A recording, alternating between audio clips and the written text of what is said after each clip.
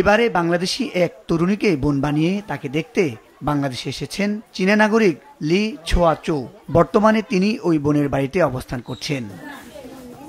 বাংলাদেশের গৃহবধূ রীতা বেগমের সাথে সামাজিক যোগাযোগ একটি অ্যাপের মাধ্যমে চীনা নাগরিক লি ছোয়া চৌর সঙ্গে পরিচয় হয়। মাসখানেকের পরিচয়ে ভালো সম্পর্ক হলে রীতাকে বোন হিসেবে গ্রহণ করতে ও পরিবারের সঙ্গে পরিচিত হওয়ার ইচ্ছা প্রকাশ করেন লি ছোয়া চৌ। ভিডিও কলে রীতা বেগমের বাবা মায়ের সাথেও কথা বলার পর তাদেরকে বাবা ও মা বলে সম্বোধন করেন সে। এরপর বাংলাদেশে আসার আগ্রহ প্রকাশ করলে দেশে আসার অনুমতি দেওয়া হয়। গত ৯ সেপ্টেম্বর চীনা নাগরিক দেশে আসলে ঢাকা থেকে রীতা বেগমের পরিবার তাকে রিসিভ করে বাড়িতে নিয়ে আসেন। এখন সে রীতা বেগমের বাড়িতেই অবস্থান করছেন চীনা নাগরিক। ঘুরছেন গ্রামীণ পরিবেশে, কথা বলছেন সবার সাথে। বাংলাদেশকে তার খুব ভালো লেগেছে, তাই আবারও এদেশে আসতে চান চীনা নাগরিক।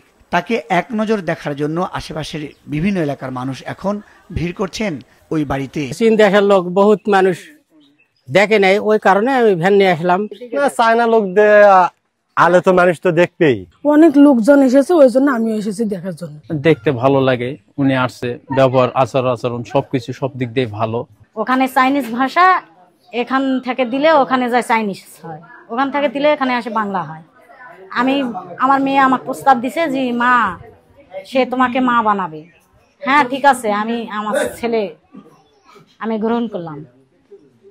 তখন আমাকে বলছে যে মা আমি দেশে যাব। দেশে যাবেন, আসেন, আমরা তো গরিব মানুষ বাবা। কাছে ঠিক আছে, আমি জানি বাংলাদেশে একটু নিম্ন শ্রেণী, আপনারা যদি গরিব হন আমিও গরিব। যেখানে বাবা বলে মেনে নিয়েছি, ওখানে আমি গরিব হোক আর যে বড় লোক হোক আমি ওখানে যাব। একদিন হলেও বাংলাদেশে ঢুকবো। ইনি কালকে প্রায় 12টা 45 মিনিটে এয়ারপোর্টে নামিছে। আমার মেয়ে, আমার জামাই, আমার আর একটা ছোট মেয়ে, আমি সহকার তাকে আমার বাসায় নিয়ে আসার জন্য বুদ্ধি করেছি, মাই করে নিয়ে আসছি। ওই প্লেনে ছিল সব চাইনিজ, কিন্তু আমি তো চিনতে পারছি না যে কোনটা হয়, কিন্তু সবাই একই রকম দেখতে প্রায়। তখন আমি চিনতে পারি না, আমি হতাশ হয়ে যাই। আমি কই যে আমার শুধু গাড়ি ভাড়া আর এগুলাই মনে হয় চলে যাবে, হয়তো ওনাকে আমরা খুঁজে পাবো না। পরে উনি কি করছে, ওখান থেকে ওনার ফোনে ওয়াইফাই কানেক্ট করছে ওই এয়ারপোর্ট থেকে। করার পরে উনি আমাকে ফোন দিছে ভিডিও কলে।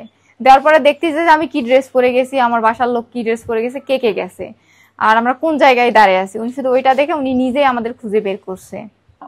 我来自中国，很高兴认识你们，很高兴来到孟加拉，很高兴来到孟加拉认识大家。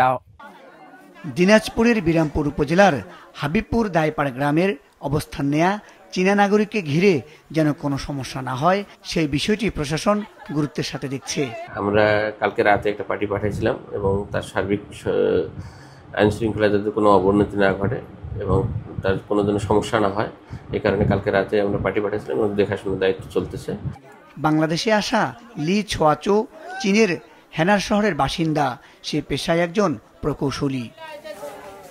মুজাহিদ সাকিব, মাছরাঙ্গা নিউজ ডেস্ক।